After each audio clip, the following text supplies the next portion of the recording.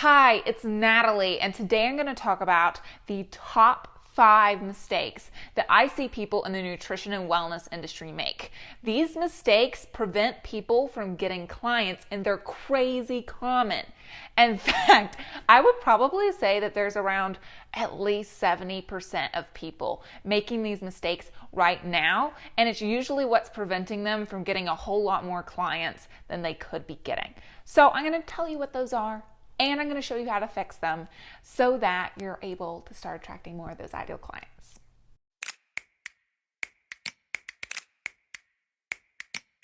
Before we get into this video today, I did want to let you know that I actually have a free Facebook group. This Facebook group is where you get to interact with other individuals that are actively working on and building and growing their business, as well as you get to interact with me personally in the group and have access to exclusive trainings that are only available within this Facebook group. So if you want to join it, you should go to the description below, click that link, and join the group. All right, so let's get into the top 5 mistakes so you can go and fix these things pronto. All right, so mistake number 1 is being way too far crazy general. So a lot of times what I see people do is they're like, I don't want to exclude people, so I'm instead going to keep this open to everyone in hopes that I just start attracting everyone. And this never works. This never works. Never, ever works. I've never seen one person where it works. I'm telling you, I've had clients that they go from $1,000 a month to $5,000 a month in just a month, just by changing this problem right here. Okay. So here's the thing I see a lot of people do is they then think that maybe they're like, okay, I'm going to narrow it down. So I'm going to help people get healthy. Or they'll do some sort of more complicated version of saying they help people get healthy. So like, oh, I help people build healthy habits. It's not a niche, okay? I help moms get healthy. It's not a niche, okay? None of that's a niche. It's not a niche, all right? So be sure that you aren't trying to keep yourself crazy open, right? Your niche should be focused on a specific demographic. Once you start doing that and actually catering all of your content towards that specific demographic, it's going to be so much easier for you to break into the industry and start getting way more clients than by just saying, oh, I help everyone, okay? You might be good at everything, but you should not do that. You can become great at one thing and help people in a far deeper way by actually having a niche. And helping people get healthy is not a niche. It's not a niche, okay? Mistake number 2, all right? You're way too specific. Then we've got like the polar opposite extreme over here. We have people who are like, I help women in their 20s to their 50s look and feel 10 years younger so that when they are in their 30s, they feel like they're in their 20s. And when they're in their 40s, they feel like they're in their 30s. And when they're in their 50s, they feel like they're in their 40s. And when they're in their 60s, they feel like they're in their 50s. Right? Or they give like, I help people who are ages 45 and go to Trader Joe's, right? With their fitness. This is so crazy specific. And instead what you've done is then you've like honed in on something that's like really bizarre, right? And anybody reading that is going to be like, well, that's interesting, right? It's different. Now here's the difference here is if you're like, I help women in their 40s, 30s and 40s get pregnant. Why is that a niche? It's because you're helping women who are usually going to have a harder time actually get pregnant. Okay? But when we try to make this crazy hyper-focused, or, you know, what I see with sometimes with people is they've heard of like the client avatar exercise, right? Where you're supposed to figure out, okay, where does my niche go to the grocery store? And what type of books do they read? What type of TV shows do they watch?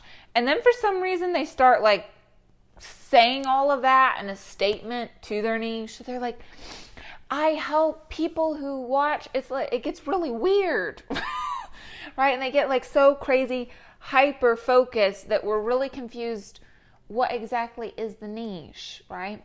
So oftentimes what you need to do at this point is really figure out, hey, what is the desired result that I'm trying to help people with, right? In the instance where it made sense with the women in their 30s and 40s is you're trying to help them get pregnant, so this makes sense, okay?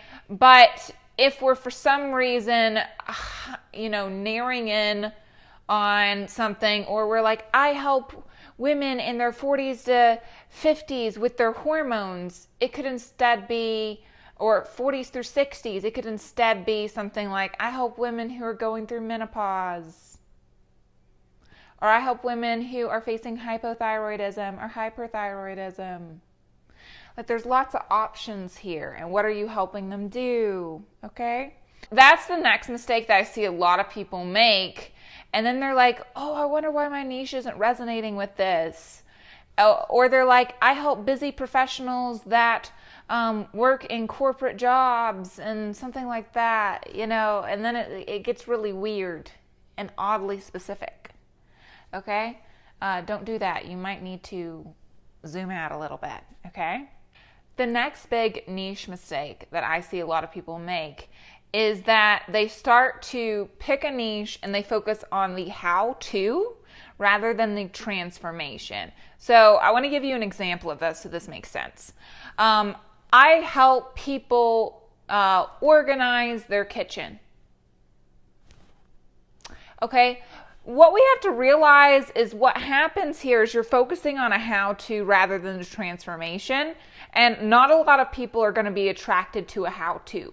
A how-to is a YouTube video where they Google it and then they watch it, right? Or a how-to is something that they Google. It's not something they buy. Okay, so what's the difference here? Is what will this kitchen organization give them?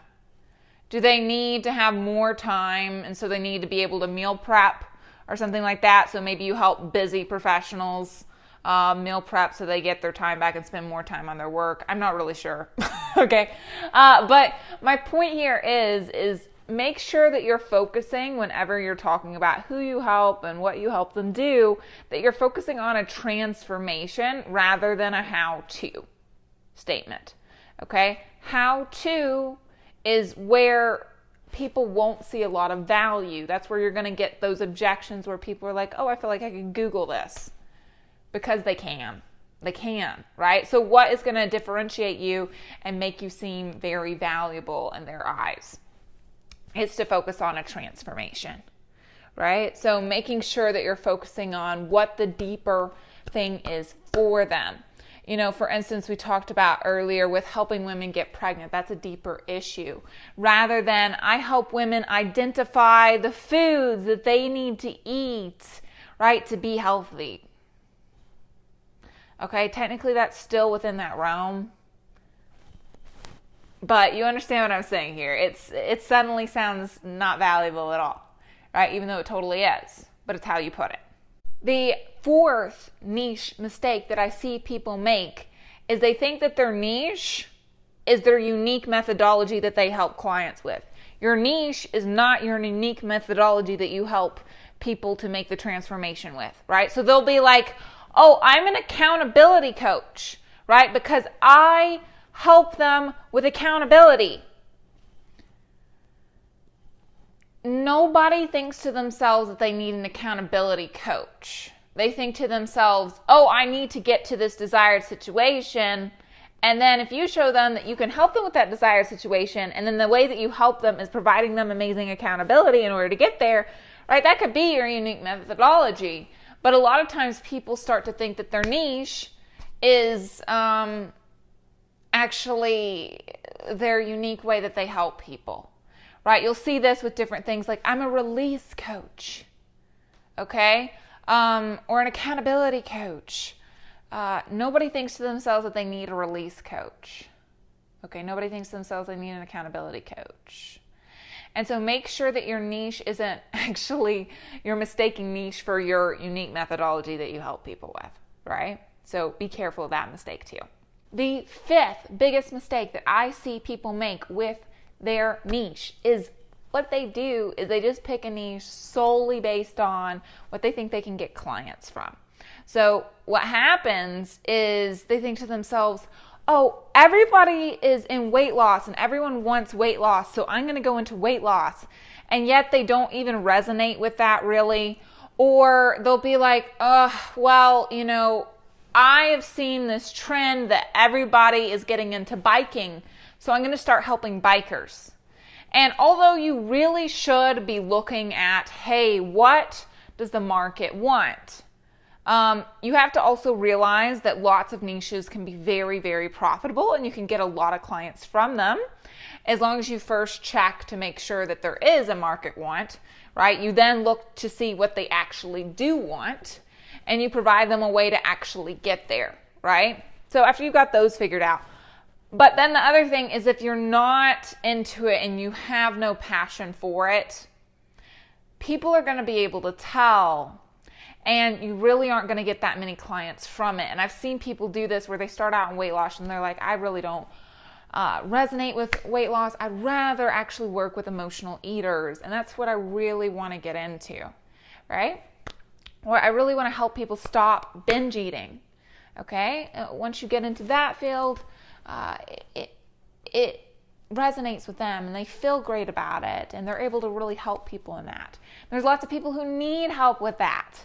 Right? So the fifth mistake that I see people make all the time is that they go into something that they're not really passionate about. Don't do that. Okay? Just be sure to do that research up front. As long as you've done that, it checks out, and you actually really love it, go into it. Okay? All right, everybody. I hope this video was super helpful for you. Be sure to like this video. Comment below. Comment below what you'd like me to make next. If there's a specific video that you'd like me to come out with, okay, let me know in the comments below. And subscribe and hit that notification bell because I put out new videos just like this one every single Friday. All right, everybody, I'll see you in the next video.